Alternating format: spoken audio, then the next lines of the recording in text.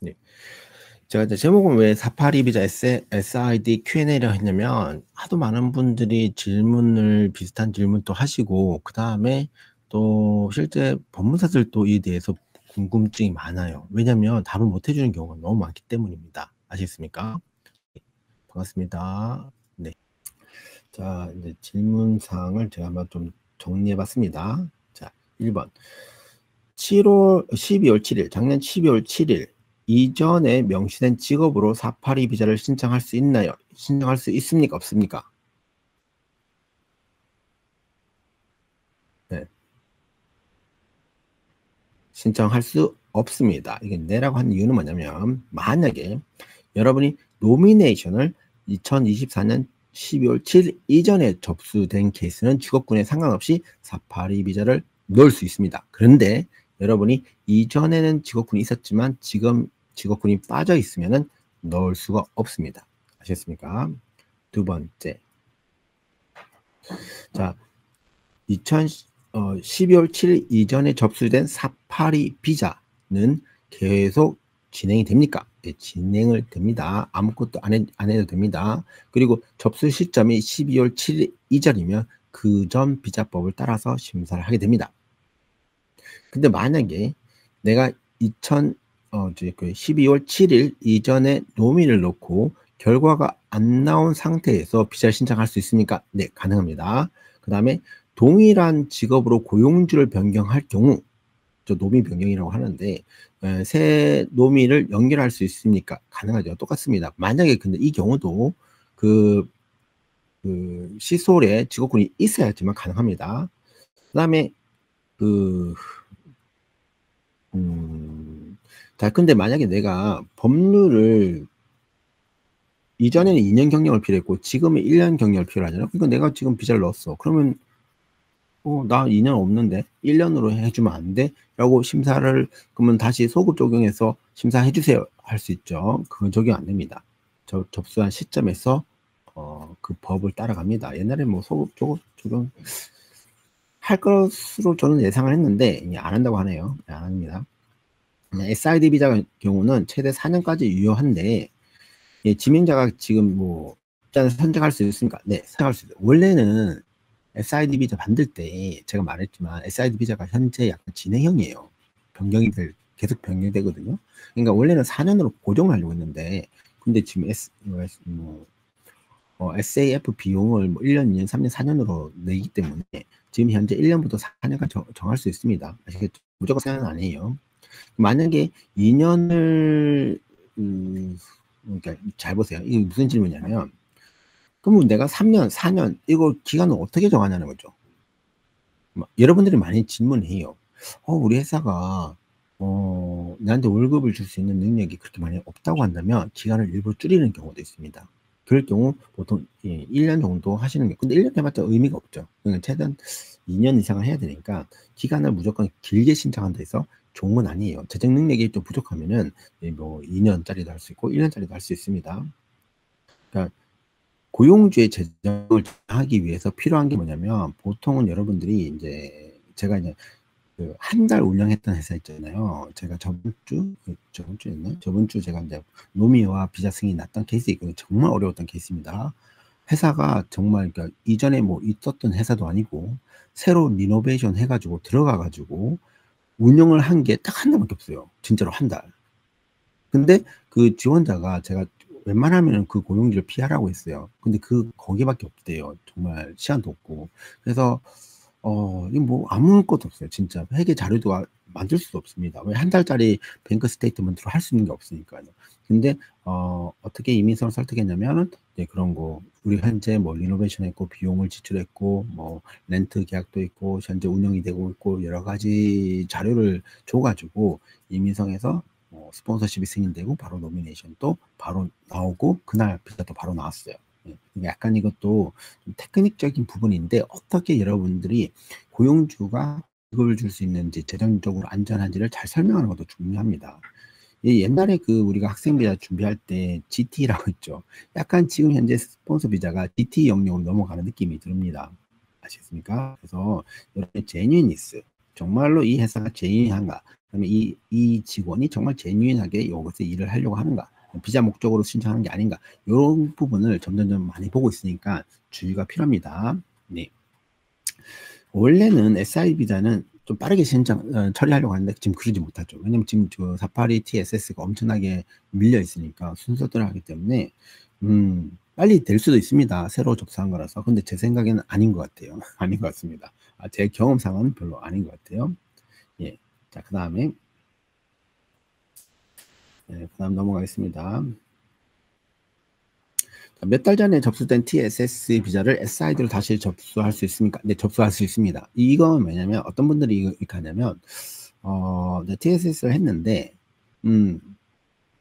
자기가 영주권이나 뭐 스트리밍 하는데 약간 경력이 좀 부족한 경우 있어요. 부족한 경우가. 그럴 경우는 다시 SID로 다시 신청할 수 있습니다. 네. 그리고 또 뭐 기존의 TSS를 취소하고 새 SID도 가능합니다. 이거 다 가능해요. 자, 그 다음에 우리가 TSMIT라고 73,150불이거든요. 이게 요거 내가 여러분들한테 좀 얘기를 좀 많이 해야 되는데, 이게 모든 스폰서는 매년 인상된 TSMIT를 지켜야 합니다. 이게 조금 문제가 되는 말인데, 왜 그러냐면은, 여러분이 옛날에 뭐 2023년 7월 뭐 이전에 2024년 7월 이전에 신청했을 때 여러분이 뭐 7,350불 아니잖아요. 그럼 나는 그때 7만 불로 해서 줬다면, 그러면 이게 매년 7월마다 임금을 인상시켜줘야 돼요. 그냥 똑같이 주면 안 돼요. 그래서 여러분들이 그 해에 내가 프로세싱인 그 전에 넣었다 할지라도 그 비자 나오겠죠. 근데 실제 월급을 줄 때는 인상된 그 인컴 스트레스 홀드를 맞춰야 돼요. 그쪽 조심하셔야 됩니다. 왜냐면 이게 현재 비자 유지하는 데는 상관이 없는데 나중에 영주권 신청할 때 자격 미달이 될 수 있습니다. 조심하셔야 돼요. 원래 그리고 또 지금 현재 이민성이 원래 변경하려고 했던 게 뭐냐면 이거야. SAFP가 너무 비싸다. 왜 이 직원이 나한테 1년이 있을지 2년이 있을지 모르는데 내가 이걸 4년치까지 다 내야 될 필요가 있느냐, 이런 질문이 있었어요. 그래서 원래 이거 변경하려고 했거든요. 근데 아직 변경 못했어요. 뭐 테크니컬 이슈 때문인지 모르겠는데, 그래서 이것만 변경되면 비자는 무조건 4년으로 나오죠. 그리고 매년마다 그 지명된 고용주가 이 돈을 매년마다 내게 되어 있거든요. 근데 그거에 대한 변화는 아직 없습니다. 그래서 지금은 현재는 지정된 기간만큼의 돈을 내셔야 됩니다. 그리고 또 이민성에서 원래는 이제 광고하는 거죠. 광고하는 거를 6개월 안으로 바꾸려고 했거든요. 근데 이것도 못했어요. 못해가지고 아직도 4개월 안입니다. 예. 자, 그 다음에 코어 스킬 스트림에 있는 사람이 13만 5천 불 이상이 있다면 우리가 스페셜리스트 스트림을 할 수 있죠. 근데 스페셜리스트 스트림은 어떤 직업군이 프로페셔널 직업군이어야만 됩니다. 아시겠죠? 이것도 조금 중요한 내용이긴 한데 여러분들은 대부분 다가 여러분이 여기 포함되는 분이 별로 없을 거예요. 왜냐면 이게 의사 또는 뭐 IT 직업군 뭐 그런 쪽으로 하면 좀 가능성이 있는데, 일반적으로 여러분들 13만 5천 불 몇 프로 정도 안 되겠죠. 그분들이 있다면은 여러분들은 뭐 바로 영주권 신청하는 것도 더 좋을 수 있습니다. 뭐 경력이 뭐 짧으시면은 SID로 갔다가 그다음에 갈 수도 있어요. 이쪽 비자가 빨리 나옵니다. 그 다음에 이런 질문도 많이 합니다. 그런 거 있거든요. 그러니까 내 경력이 있는데 내가 워킹홀리데이 비자로 있어가지고 내 지구권은 원래 미니멈이 뭐 27불이야. 근데 나는 24불을 받았어. 그런데 내가 이 직업군으로 일을 했다고 클레임 걸면은, 근데 너가 클레임 걸어서도 실제 임금은 낮게 받았으니까 그 연봉을 받지 않았으니까 네가 이 일을 했다라고 볼 수 있나? 라는 질문이 있을 수 있어요. 실제로 많이 합니다. 거꾸로 적용한다면 여러분이 경력이 있어가지고 스폰을 받으려고 하는데 이런 질문, 그럼 언제부터 연봉을 맞춰줘야 돼요? 이런 질문도 하거든요. 예, 그렇게 할 수 있습니다. 근데 그거 상관없어요. 내가 SID 비자로 넘어갈 때에 1년의 경력 조건 할 때, 그거는 그 사람의 시급이 별로 중요하지 않고 그 사람이 했던 직무나 그 일, 그게 더 중요합니다. 아시겠죠? 그 다음에 ABN으로 일한 경험을 갖고 482 비자 신청 가능합니다. 가능한데, 근데 나중에 뭐 문제가 어떤 건 되냐면, 그 482를 비자를 승인받고 ABN으로 일하시면 안 돼요. 예외가 있긴 합니다. 근데 여러분들 일반적으로 그렇게 하면 안 돼요. 아시겠죠? 이때는 다이렉트 인플로이기 때문에 반드시 여러분이 TFN으로 일을 하셔야 됩니다. 아시죠? 나중에 영주권 넘어갈 때도 중요해요. 자, 그 다음에 경력에 관한 내용인데, 경력 1번 SID 비자 경력이 학위 이유입니까? 이런 질문 많이 물어봐요. 진짜로 많이 물어봅니다. 저희가 경력이 뭐 하기 전에 걸 신청할 수 있습니까? 경력 클레임이? 아니면 하기 이후, 하기 중에 건가요? 하기 이후인가요? 뭐 질문이 많아요. 진짜로. 예, 그거 많습니다. 자, 이 질문에 대한 답은 정답이 없습니다. 왜 그러냐면은, 자, 신청자는 안자코 코드에서 명시된 직업 요구 조건에 상응하는 자격 및 경력을 증명하게 되면은 그 사람은 그 전문 기술의 레벨을 수행한 것으로 보여야 합니다. 이게 무슨 말이에요? 정답을 모르겠다는 겁니다. 아시겠습니까? 솔직히 말하면 어떤 거냐면 이 답은 내가 그것을 했다라고 클레임을 잘 거셔야 돼요. 잘 거셔야 돼요. 두 번째, 여러분 많이 하는 질문이 있습니다. 이거. 482 비자 경력 1년 있고 학업 중이나 자격증 취득 또는 경력도 포함될 수 있습니까? 예, 이 똑같은 말이죠. 똑같은 말. 예, 경력을 쌓는 당시의 비자 종류, 학생비자에 해당 경력이 전문 기술 수준으로 수행되었음을 증명하는 것이 중요합니다. 뭐 또 이게 애매하죠.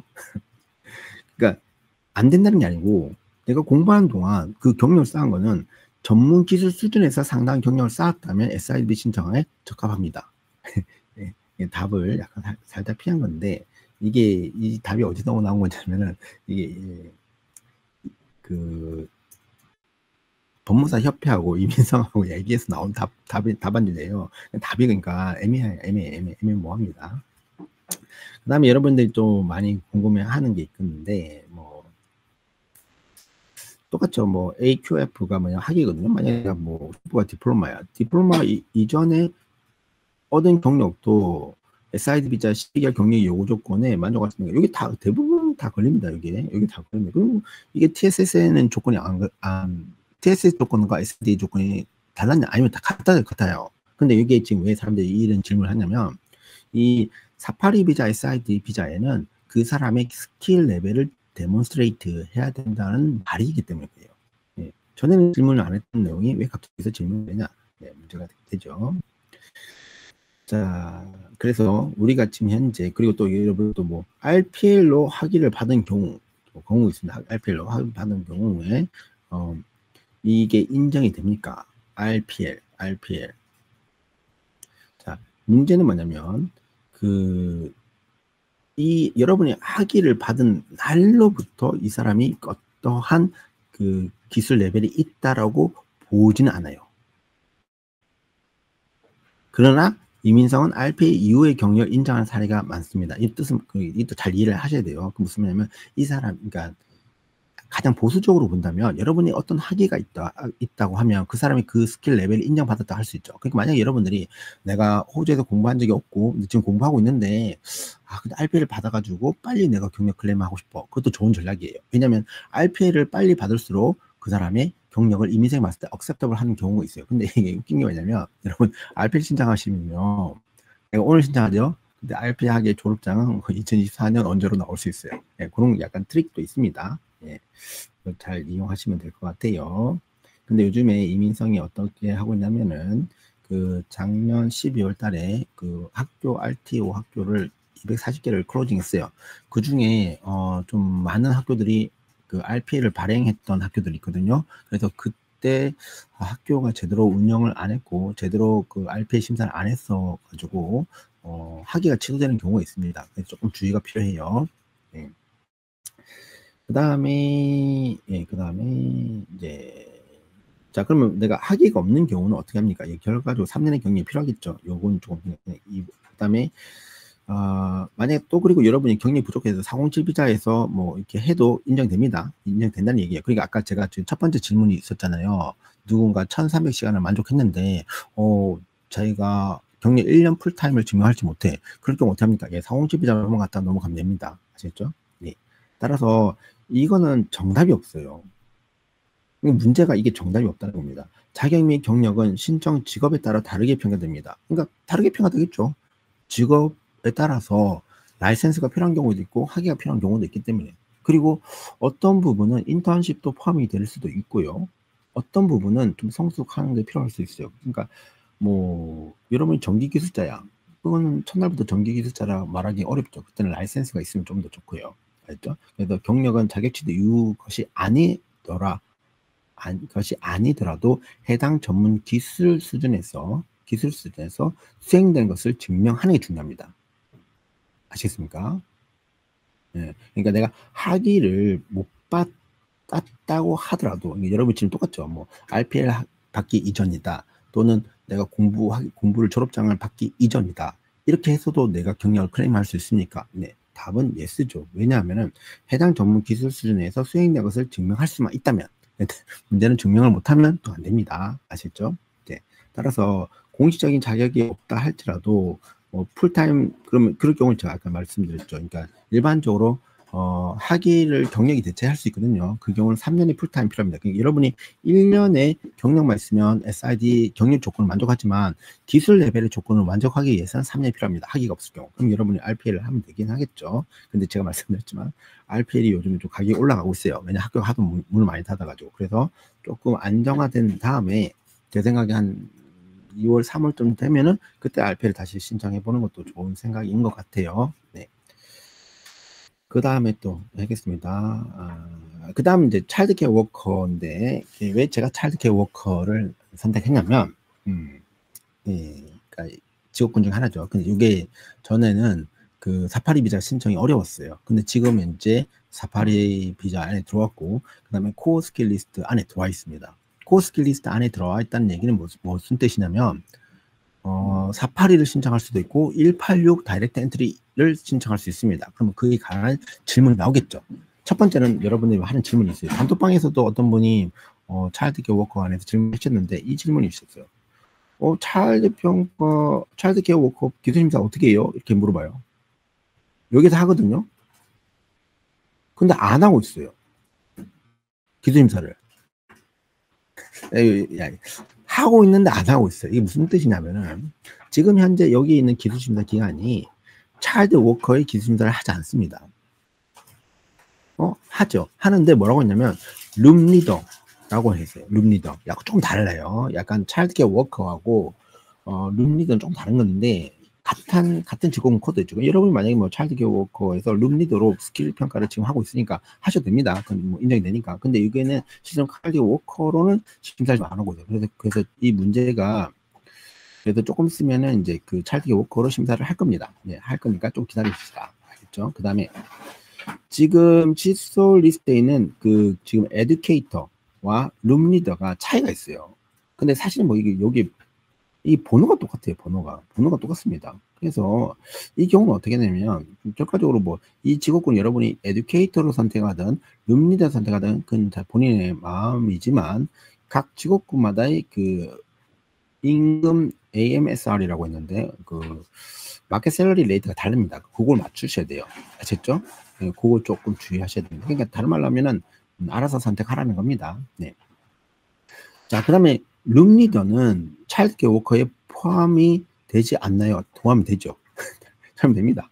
예, 예. 근데 룸리더는 이게 조금 이해를 좀 잘 하셔야 되는데 안자코 코드에서는 이게 사실 번호가 똑같아요. 그러나 필요한 기술, 경력, TMC 요건을 충족해야 됩니다. 충족해야지 차일드케어 워커의 안자코 코드 421111로 심사를 받을 수가 있습니다. 아시겠습니까?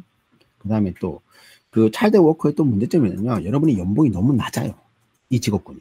왜냐하면 이 직업군은 그동안 사파리 비자가 리저널 지역만 갔으니까 리저널 지역은 10% 디스카운트가 돼요.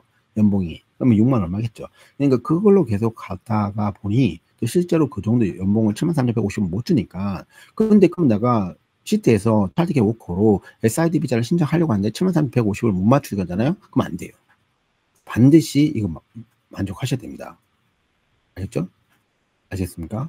예, 이걸 만족하셔야 됩니다. 그러면 차일드케어 워커의 이 조건을 만족하려면 뭐 산업규정과 협약 뭐 여러 가지 있는데 그냥 이거는 좀 평가하는 방법이 여러 가지가 있긴 한데 이거를 요구 조건을 만족해야 돼요. 레이버 어그리먼트 비슷한 건데 마켓 셀러리 레이트 측정하고 뭐 그다음에 이게 여러분이 광고를 해서 사람 못 찾고 뭐 여러 가지 이유가 있어요. 그런 거 갖고 측정하는 건데 그런 게 있습니다. 네, 그다음에 차일드케어 워커 직업은 다이렉트 엔트리 스트림에서 73,150의 요구 조건 없이 AS만 충족하면 되나요? 아닙니다. 반드시 충족하셔야 됩니다. 네, 충족하셔야 됩니다. 그러니까 여러분들이 내가 그럼 난 차일드케어 워커에는 원래 나는 5만 불 받고 일을 했는데 그럼 나는 3년 경력을 했으니까 나는 뭐 다이렉트 엔트리에서 186 신청할 수 있죠. 있지만 186 다이렉트 엔트리에 여러분의 고용 계약서에는 반드시 73,150 이상을 줘야 됩니다. 아시겠죠? 네.